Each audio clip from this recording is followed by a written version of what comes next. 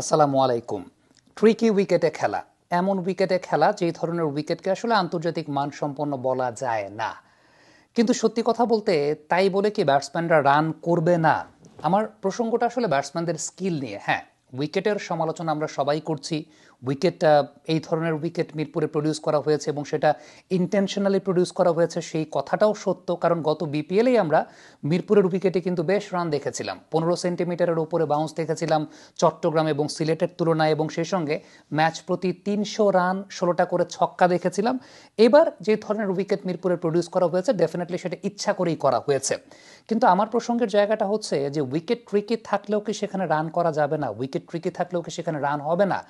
এই প্রসঙ্গটা থেকেই চলে আসে যে 2015-16 সাল থেকে শুরু করে 2019-20 সাল পর্যন্ত এই ধরনের উইকেটেই কিন্তু সাকিব আল হাসান, তামিম ইকবাল, মুশফিকুর রহিম, মাহমুদুল্লাহ রিয়াদরা রান করেছেন।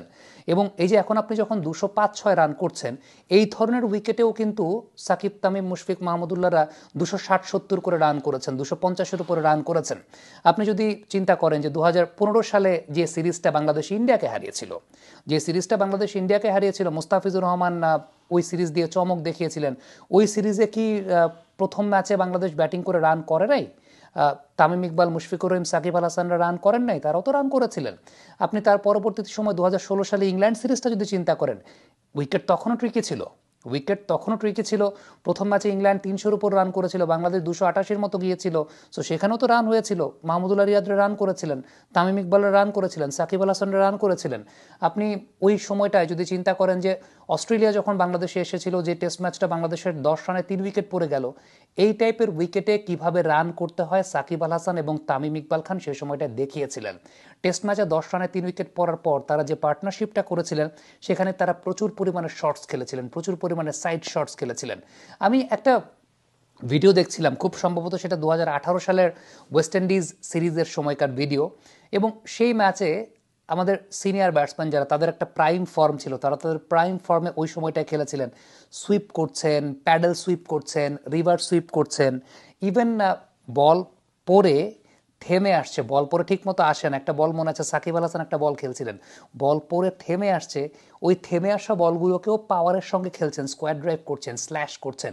সো এই যে রান করার প্রসিডিওরের জায়গাটা, এবং এই টাইপের উইকেটে আমাদের সিনিয়র ব্যাটসম্যানদেরকে শর্টস খেলতেই দেখতাম, এবং তারা শর্টস খেলে রান করতেন। উল্টো আমি একটা কথা বলি, উল্টো এই টাইপের ট্রিকি উইকেটে রান করতে গেলে আপনার স্কিল প্রয়োজন হয়। সেই স্কিলটা এখনকার বাংলাদেশের ব্যাটসম্যানদের আসলে খুব বেশি একটা নাই। আমরা একটা কথা বলি না যে মিরপুরে আমরা টেস্ট ম্যাচ জিততাম ওই টাইপের উইকেট বানিয়ে, মিরপুরে আমরা জিততাম, কিন্তু এখন তো মিরপুরে আমরা জিততে পারি না। বাবা, এত এনার্জি কই পাও? এই পাওয়ার চুমুকে অ্যাকশন। এখন মিরপুরেই বাংলাদেশ টেস্ট ম্যাচ জিততে পারে না। আপনি যদি টেস্ট ম্যাচের পরিসংখ্যান খেয়াল করে দেখেন, তাহলে উল্টো যেই সিরিজটাতে নিউজিল্যান্ডের সঙ্গে বাংলাদেশ সিলেটেও টেস্ট খেলেছে, মিরপুরেও টেস্ট খেলেছে, মিরপুরের টেস্ট হেরেছে, সিলেটের টেস্ট জিতেছে। যেই সিরিজটাতে বাংলাদেশ সাউথ আফ্রিকার সঙ্গে খেলেছে, মিরপুরের টেস্টটা বাংলাদেশ বাজেভাবে হেরেছে।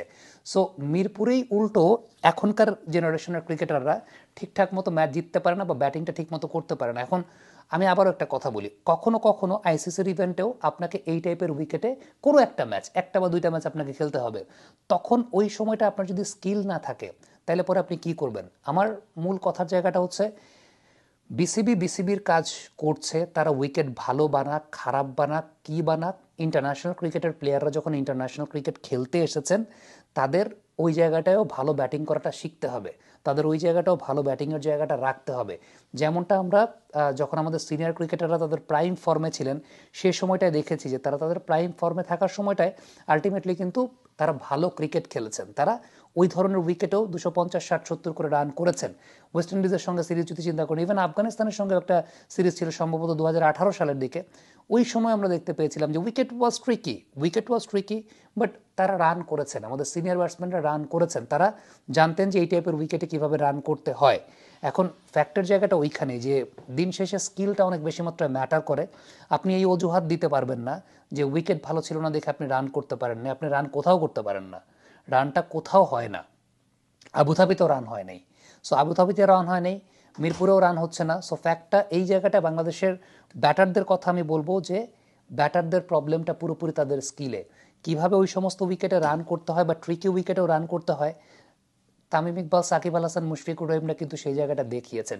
ইভেন লিটন কুমার দাসও সেই সময়টা বাংলাদেশ টিমে ছিলেন, তিনিও শর্ট স্কেলে সেই সময়টা রান করতেন।